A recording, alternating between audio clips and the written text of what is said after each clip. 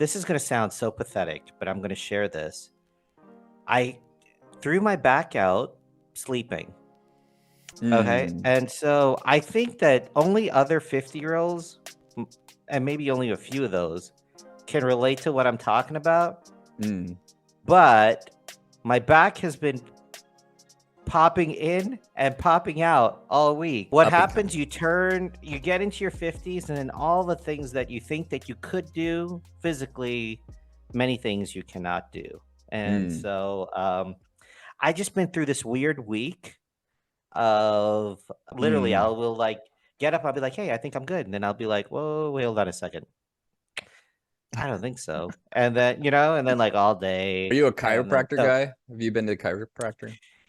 I love chiropractors, but I know that other doctors are like, those aren't real doctors.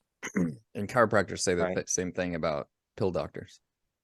Yes. Right. And don't listen to those guys. Those guys don't know what they're talking about. They just want to give you medicine and give all the drug companies the power. Those pharmaceuticals. Yes, exactly. Which I'm more of a natural kind of guy too. But anyways. Me too. And if you or anybody out there wants to see a really great miniseries or whatever docuseries, that's my wife and I are watching. We're watching Painkiller. Okay. And it's the whole OxyContin thing. Yeah. And Purdue Pharma. And maybe I should be worried about talking about this. Are they going to like shut us down? They could. Is this a Netflix deal? It is a Netflix deal. Okay. Right? But it is really good. Very good. So if anybody wants to watch it, it's really worth watching. So all right. Sidetrack, but I want to jump right in. Last week on our last episode, we spent a lot of time. We said, you know what?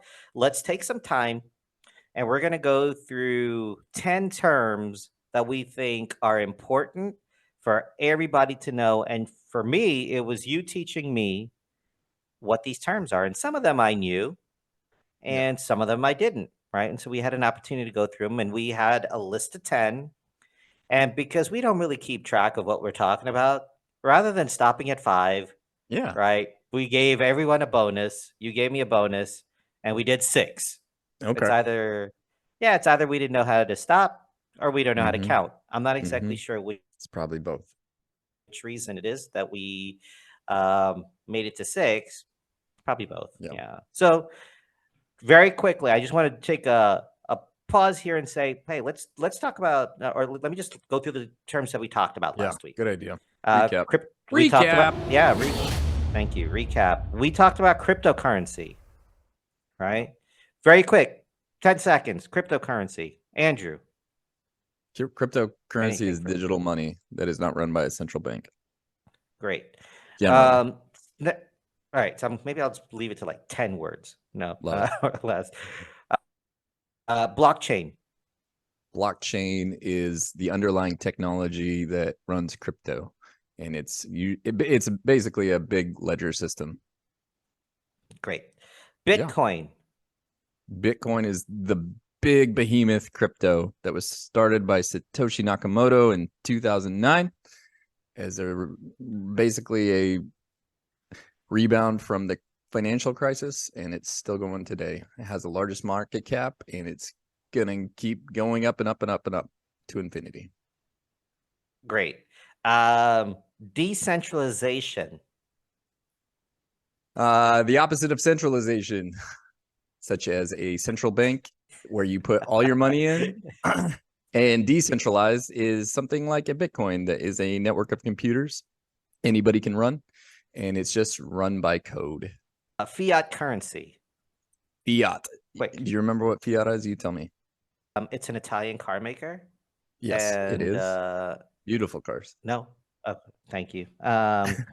It's also currency that's government issues supported by the government, for example, like the US dollar, the euro, Japanese, right? And which gives them the ability to have greater control. They can print it, right? Print it and inflate it and do whatever they want with it. Do all these wonderful things with it, right? So that's 5. And then we talked about Satoshis. Wait, is that right? Yeah, What is the I smallest think we unit did. of a Satoshi Bitcoin? is, Yeah. yeah. If you Yeah. think about What? Real Bitcoin, quick. Bitcoin's the big deal. And if comparing it to like $1, there's 100 cents in the US Right. dollar, and there's 100 million Satoshis in one Bitcoin. In one Bitcoin. So great. All right. And So remember, those are the topics. the key term is to stack sats, stack those sats, and you can keep putting them in your wallet for your future Stack grandchildren and children. those sats. Right. So Boom. stack those sats. Right. Man, Okay. that is a soundbite. There you go. All right. So now those are the terms that we covered last week. And now we're going to jump in. We have a few more that are on our list. Hold on. 1, 2, 3, 4. I see 4 that we're going to try to cover today. And hopefully this will complete our 10. But Yeah, for everybody we'll out there, add this some. is it doesn't really stop at 10, right? No, This is just, these are I think, a good. probably, these are like we talked about. If you're at a dinner party or if you're somewhere and you're like, you can throw any of these terms out, whether it's a Satoshi or a Bitcoin or a crypto, so that you have just a little bit of leverage in your talking points. Great. Okay. Yeah, make sure you use it correctly. So anyway, as you're speaking, here's the first one I'm going to hit on is altcoin. You've been talking about altcoin. What is an altcoin? Can you give us some examples of altcoin? What is the purpose of an altcoin if we already have Bitcoin out there? Right. I can't remember. I think we hit on this a little bit last time, but simply altcoin Okay. is anything that is not Bitcoin. Bitcoin is Yeah, the that's right. main I one. remember It's the that. gold standard, but altcoin is one of thousands of projects.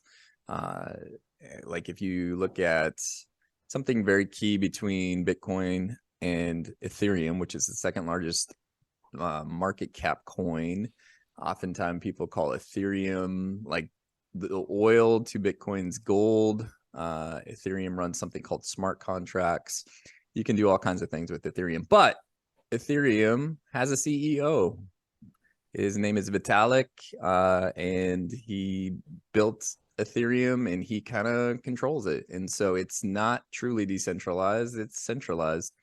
And that is a difference between Bitcoin and which is totally decentralized. It's run by thousands of nodes and anybody can help run a node. And Ethereum, like if Vitalik does something stupid tomorrow and the price goes down, that's kind of a result of centralization. It's almost like a company. And so Ethereum is one of those altcoins. There's something called Ripple or XRP. There's Litecoin. There's Avalanche. There's Solana. There's all of these, and oftentimes they're privatized. They're not decentralized. Some of them are, and some of them aren't. But those are what altcoins are. Yeah, and it seems that many of the altcoins they derive value from their use case, right? And so I Or think like hopeful use Elon, case. It's hopeful like use case. someday we hope to use this in these 10 fantastic ways. And so there's a lot of hopium in crypto, which is kind of like, oh man, this is going to solve the world's banking problems. And there's a great vision. And that's kind of price drives that, is driven by hope. Like we hope that this happens. It's really interesting because I think our intro in our intro episode, I talked about how part of the reason why I got involved, I wanted to buy. I was really into this idea of digital real estate and getting into the metaverse, and right. And I thought to myself, I think there's a metaverse called Decentraland, right? I don't know if you're familiar with it, and there's another one called what was it called? Sandbox? No. I think it is Sandbox. Yeah. Yeah. This was a I big forgot deal right about now. 2 years ago. 2 years ago. Yeah. So I went in and I'm like, I'm going to go and it's important that I own cryptocurrency because I want to buy digital real estate. Right. And as I was looking at the digital real estate that was available, I needed Ethereum in some cases to make the purchase. And so therefore I said, okay, well, I'm going to go ahead and buy some Ethereum. I saw that that was also the case with, people were buying NFTs, digital artwork, and you needed cryptocurrency and needed Ethereum, right? If you go to OpenSea, for example, and so that's maybe something we could talk about in the future. Went to Yeah. OpenSea, you need a certain amount of Ethereum so that you can go ahead and you can make purchases of NFTs. So I said, Hmm. okay. So I, it sounds like a lot of it is attached to use cases, your ability to make transactions, right, in Right. specific, like specific context, Yeah. right? And so therefore, I think like Solana, and there was another one called Cardano, I think it was, right? Yes. That was, and Yeah. The token is ADA, Cardano. yeah, and then you talk about Doge quite a bit. I know Mm, that you've mentioned that yeah. already in the Quite a past. bit is liberal, but I do sometimes. Yeah, okay, it comes up. But even like Elon Musk has talked, Right. right? Which is the one that he's always talking about? Is that Doge. Doge? Yeah. Yeah, okay. Can you talk a little bit about that? I'm just so curious. Like, Just what is about that Doge connection? itself. Oh, with And Elon, Elon?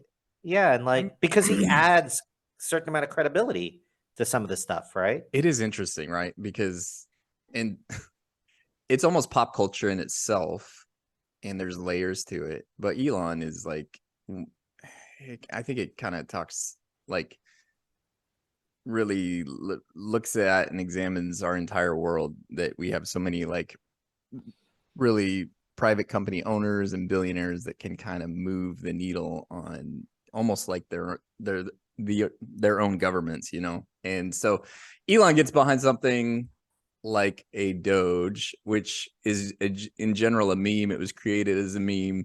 The creator literally just like in a night created this stupid Doge, which is a dog coin, and gave it out to his friends. And then at some point years ago, Elon Musk found it and decided it was fun, and that if something like a Doge could be used as a currency. And that's like one of the things that people bring up about Bitcoin is it doesn't settle quickly. It does take I think it's like 6 transactions from that blockchain that we talked about, 6 confirmations to like send it to you. So it takes like 45 minutes to officially settle into from one account to another. Something like a Solana only takes I think it's like 45 seconds. And Mm. so anyways, like Doge is a meme that back in the bull run of 21, Elon would tweet about it and it would go up like 25% in a day. And I mean, that has nothing to do with its value. It's almost like a fiat in itself run by Elon or anybody that's like pumping it. And a lot of people got in trouble with that, like that were a part of promoting FTX back before they collapsed, and promoting their own coins. And they would it would be something called a pump and dump, where they'd be like, oh, you got to get this coin, and it drive up the price, and then people would dump it, sell it all, and then we'd have Right. bag holders that are like, I've got all of this, whether it's Doge or whatever meme coin you have, and it's just worthless. And there's like, I'm gonna hold it until my grandkids are old, and hopefully at some point I can break even. And that's like one of the things about this whole deal is like, is there actually value in the project, or is it a pump and dump? And that's sometimes something that you learn as you go through it.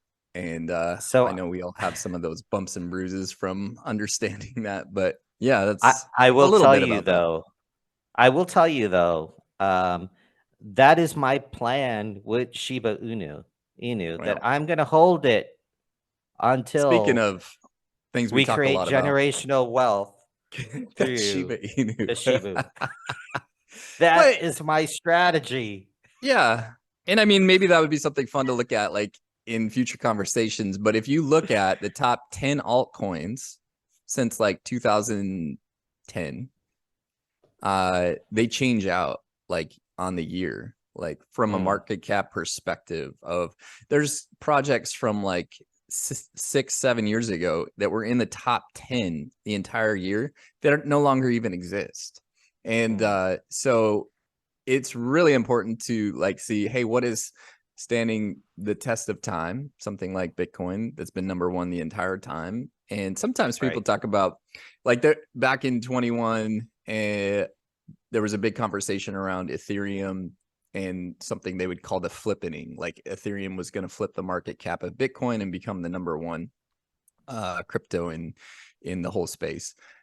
That hasn't happened. Bitcoin's held up against it, and people are still saying, hey, in the next bull run, it's Ethereum all the way. And that is possible.